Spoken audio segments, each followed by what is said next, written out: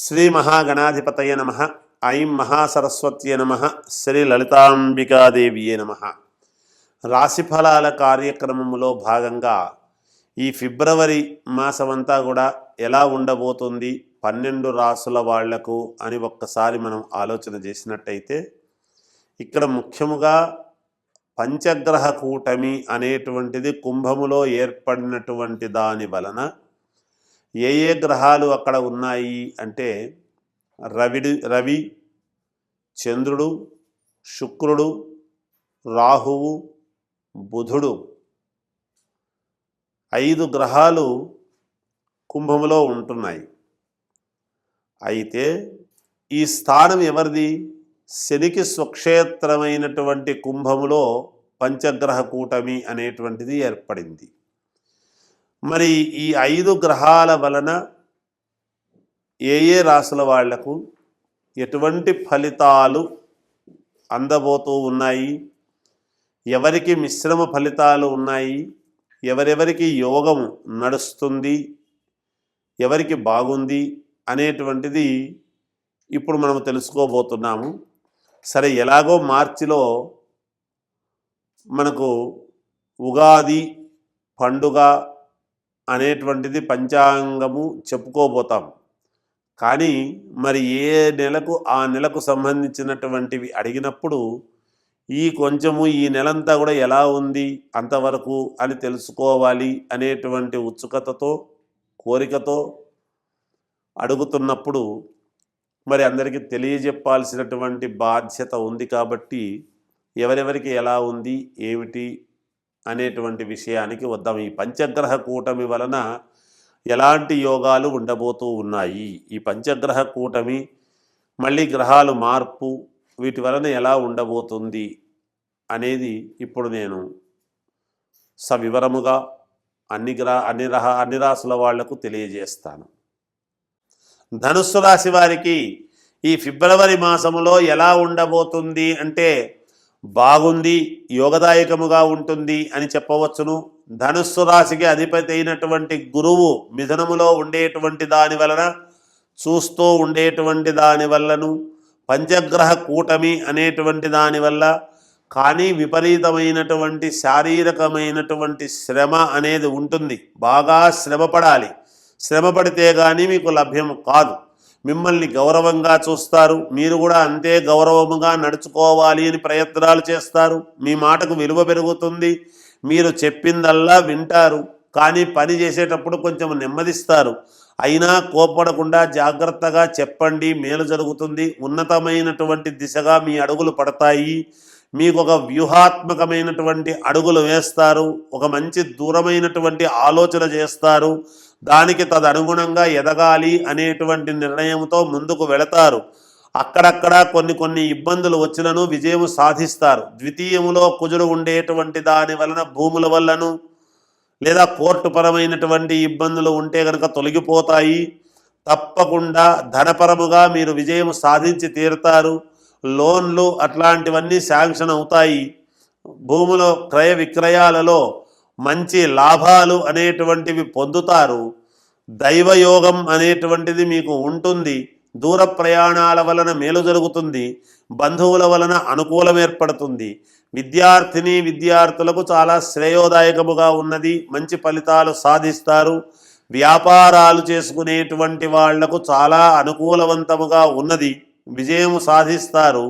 తప్పకుండా మేలు జరుగుతుంది. అన్ని రంగాలలో ఉండేటువంటి వాళ్లకు కూడా యోగదాయకముగా ఉన్నది ధనుస్సు రాశి వాళ్లకు అనేటువంటిది తెలియజేస్తూ ఉన్నాను. మీరు అనుమానము అనేటువంటిది పెట్టుకోవద్దండి. దృఢ సంకల్పముతో ఉండండి, మేలు జరుగుతుంది. జయోస్తు. మకర రాశి వాళ్లకు ద్వితీయములో పంచగ్రహ కూటమి అనేటువంటిది ఉండేటువంటి దాని వలన చాలా యోగదాయకముగా ఉంటుంది.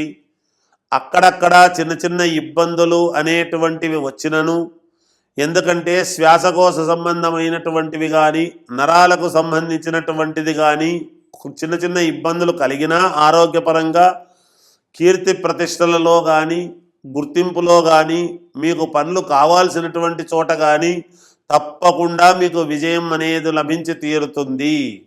విపరీతమైనటువంటి శారీరకమైన శ్రమ అనేటువంటిది ఉంటుంది, తప్పకుండా మేలు జరుగుతుంది. ఎంత చేసుకున్న వాడికి అంత అన్నట్టుగా మీరు ఎంత తిరిగితే అంత లాభం అనేటువంటిది పొందుతారు. వ్యాపారపరముగా బాగుంది, ఆలోచన పరంగా బాగుంది, యోగపరంగా బాగుంది, ఉద్యోగాలు చేసుకునేటువంటి వాళ్లకు అనుకూలవంతముగా ఉంది. ఇలా అన్ని రకాల వాళ్లకు కూడా చాలా శ్రేయోదాయకముగానే ఉన్నది. కానీ అక్కడక్కడ చిన్న చిన్న ఇబ్బందులు అనేటువంటివి ద్వితీయములో రాహువు ఉండేటువంటి దాని వలన ఎవరో ఒకరు అడ్డపడడం అనేది జరుగుతుంది. అటువంటి సమయంలో మీరు వ్యక్తులను కోప్పడితే లాభం లేదు. శాంతముగా ఉండి ఏమీ మాట్లాడకుండా ఉండి మీ పని మీరు చేసుకుంటూ వెళితే తప్పకుండా మీకు విజయం అనేది లాభిస్తుంది. విజయం అనేటువంటిదే మీకు ఎదురవుతుంది. ఉద్యోగాలు చేసుకునేటువంటి వాళ్లకు అప్గ్రేడ్ అయ్యేటువంటి పరిస్థితులు గోచరిస్తున్నాయి. సమయానికి అనుకూలవంతముగా మంచి నిర్ణయాలు తీసుకుంటారు. ఇంట్లో శుభకార్యాది నిర్ణయాలు తీసుకొని ఒక పద్ధతి ప్రకారముగా ముందుకు వెళతారు. వాహనాలు కొనుక్కుంటారు, లోన్లు శాంక్షన్ అవుతాయి. భూపరంగా ఏదైనా కేసుల పరంగా ఉంటే గనక కొంచెము వాయిదాలు పడతాయి. మీకు మేలు జరుగుతుందని చెప్పలేను కానీ వాయిదాలు పడతాయి. కానీ ఆ భయం అయితే ఎప్పుడూ ఉంటుంది గాక మీకు కొంచెం భీతాహంగా. అయితే లోపల ఒకటి బయట ఒకటి పెట్టుకొని మాట్లాడొద్దండి. ఏదైనా ఉన్నది ఉన్నట్టు స్పష్టంగా మాట్లాడండి, మేలు జరుగుతుంది. జయోస్తు. కుంభరాశి వాళ్లకు ఈ ఫిబ్రవరి మాసం అంతా కూడా ఎలా ఉంది అంటే యోగదాయకముగా ఉంది, అనుకూలవంతముగా ఉంది అని చెప్పవచ్చును. ఎందుకు ఈ మాట చెప్తున్నా అంటే ఇక్కడే పంచగ్రహ కూటమి అనేటువంటి దాని వలన మిగతా గ్రహాలు రవి బుధల యొక్క పట్టుదల అనేటువంటి దాంతో ముందుకు వెళతారు. మంచి ఆలోచనలు చేస్తారు. సరైన సమయానికి బుద్ధి పనిచేస్తుంది. అక్కడక్కడ చిన్న చిన్న ఇబ్బందులు అనేటువంటివి ఉండినను మీరు వాటిని లెక్క చేయకుండా పక్కకు పడేయండి అనేటువంటి ధోరణితో ముందుకు వెళతారు. అనుకుంటే అంతా మనస్సుకు, అనుకోకపోతే ఏదీ లేదు అనేటువంటి దృక్పథంతో నిర్ణయంతో ముందుకు వెళతారు.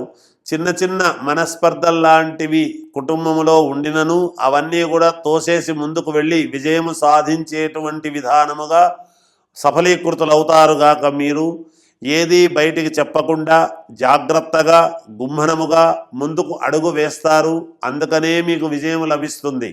దూరమైనటువంటి దృష్టితో, దూర ఆలోచనలతో మీరు చేసేటువంటి పనులు ఉద్యోగపరంగా కావచ్చు, తీసుకునేటువంటి మానసికమైనటువంటి నిర్ణయాల వల్ల కావచ్చు, మీకు ఎదుగుదల అనేటువంటిది ఉంటుంది. ఒక శుభవార్త అనేటువంటిది ఈ మాసములో మీకు తెలియవచ్చును. తద్వారా కుటుంబం అంతా కూడా ఆనందించేటువంటి ప్రశాంతత మీకు ఏర్పడబోతున్నది అనేటువంటిది తెలియజేస్తున్నాను. ఆకస్మికముగా ధనలాభం ఉంటుంది. వాహనాలు కొంటారు, అలాగే లోన్లు శాంక్షన్ అవుతాయి. ఇల్లు కొంటారు, అలాగే స్థలాలు కొనేటువంటి పరిస్థితులు కనపడుతున్నాయి. భూ క్రయ విక్రయాలలో మంచి లాభాలు పొందుతారు.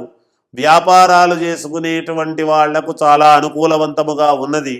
విద్యార్థులకు యోగదాయకముగా ఉంది. ఇంకా మెరుగైనటువంటి ఫలితాలు సాధించాలి అనుకునేటువంటి వాళ్లకు అమ్మవారిని ఆరాధించండి, నవగ్రహాలకు తిరగండి, తప్పకుండా మేలు జరుగుతుంది. జయోస్తు.